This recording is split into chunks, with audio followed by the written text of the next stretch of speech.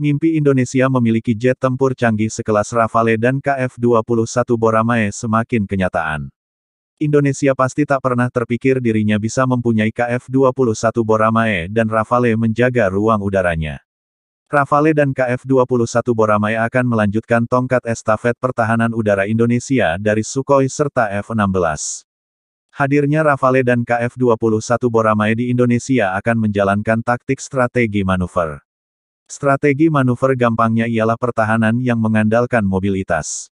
Jadi tidak dogmatis sehingga alutsista bisa digeser ke sana kemari.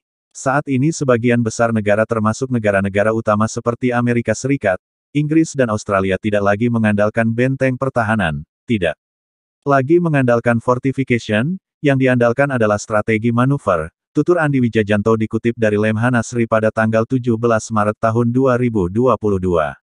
Misalnya pengamanan Ibu Kota Nusantara (IKN) di Kalimantan Timur. IKN lebih terancam dari serangan udara lawan. Kerawanan utama dari Ibu Kota baru, kalau dilihat dari topografinya adalah udara, ujarnya.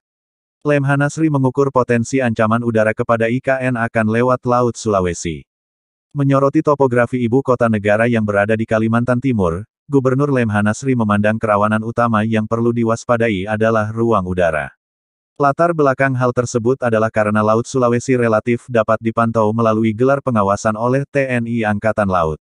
Kemudian ruang darat juga tidak dianggap menjadi ancaman utama karena konturnya yang berbukit sehingga tidak ideal untuk serbuan darat, jelasnya. Maka jangan heran bila aspek pertahanan laut dan udara diperkuat Indonesia. Pembelian Rafale dan rencana produksi KF-21 Boramae untuk menutup celah ancaman ini.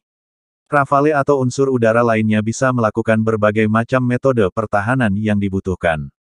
Misal menetapkan Air Defense Identification System (ADIS) di wilayah udara sekitar IKN.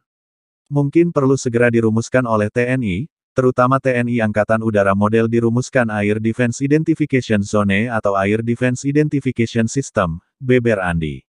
Apakah KF-21 Boramae bisa memenuhi tuntutan Indonesia akan kemampuannya melindungi IKN? Netizen Korsel ingin tinggalkan Indonesia dan kembangkan sendiri KF-21 Boramae. Tentu bisa, Korea Selatan membuat KF-21 Boramae untuk penguasaan udara menekan utara bila mencoba menyerang kembali. Salah satu senjata untuk menegaskan penguasaan udaranya ialah saat KF-21 Boramae berhasil menembak rudal udara ke udara Iris-T. Rudal udara ke udara inframerah jarak pendek Iris-T telah berhasil ditembakkan dari pesawat tempur superioritas udara Korean Aerospace Industries, KF-21 Boramae. Produsen rudal Dil Defense, diumumkan pada tanggal 7 Juni tahun 2023. Uji coba penembakan yang sukses sebenarnya dilakukan pada tanggal 4 April. Dil melaporkan, mencatat bahwa ini hanya 10 bulan setelah pesawat melakukan penerbangan pertamanya. Dengan diperkenalkannya KF-21 Boramae ke dalam layanan Angkatan Udara Republik Korea, ROKAF, diharapkan mulai tahun 2026, Iris-TT telah dipilih sebagai rudal udara ke udara jarak pendek standar pesawat, jelas European Security and Defense. Proses uji coba, pembuatan prototipe KF-21 Boramae hingga lain sebagainya berhasil dicapai tepat waktu Korsel dan Indonesia. Bahkan tahun depan KF-21 Boramae akan segera masuk lini produksi. Melihat hal ini, produsen Rafale, Prancis terkejut. Apalagi Korsel dan Indonesia dihadapkan pada kerumitan pembuatan jet tempur KF-21 Boramae namun dapat diselesaikan. Jarang sekali program serumit pengembangan pesawat tempur baru tidak mengalami penundaan, jelas media Prancis Meta Defense pada tanggal 28 Juni tahun 2023. Nantinya Rafale dan KF-21 Boramae akan terbang bersama mengamankan ruang udara Indonesia.